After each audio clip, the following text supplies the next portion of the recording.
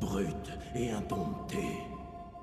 À moins de vivre sur une étoile lointaine, vous n'avez pas pu manquer la sortie ciné de la semaine, le 8e opus de Star Wars intitulé Les Derniers Jedi. Depuis le premier épisode de cette saga très rentable, entamée en 1977, les fans sont toujours plus nombreux et certains reculent sans cesse les limites de leur attachement à Star Wars, à l'image du verviétois Alain Parmentier qui a découvert cet univers sur le tard avant de rapidement rejoindre un club officiel de Dark Empire. En 73, j'ai vu le premier film, moi c'est le 6. Donc j'avais rien compris, mais j'ai adoré tout de suite. Et puis est venu forcément le plaisir et l'occasion de voir tous les films un après l'autre.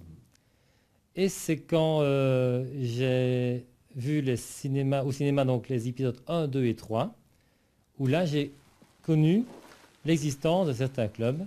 Officiellement reconnu par les géniteurs américains de Star Wars, le club dont fait partie Alain Parmentier multiplie les animations, au cours desquelles ses membres arborent leurs costumes. Et notre verviétois y occupe une place de choix, puisqu'en dehors de son job chez Spa Monopole, Alain Parmentier est Dark Vador. Le déguisement de Dark Vador s'est présenté comme une évidence par rapport à ma corpulence et ma taille.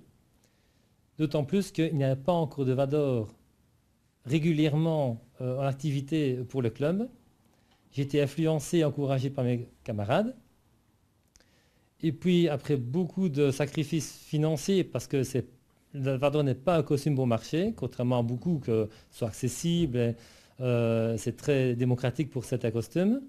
Beaucoup d'accessoires, beaucoup d'électronique, et faire appel à un artisan reconnu par George Lucas pour pouvoir m'acheter mon costume de Dark Vador.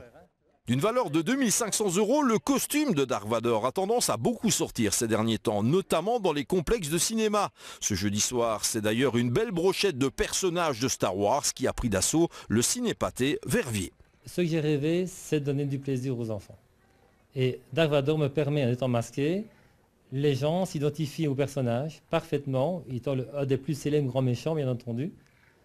Et c'est un réel plaisir, forcément, d'apprendre que nous sortons à tel ou tel cinéma, comme à Verviers ce vendredi.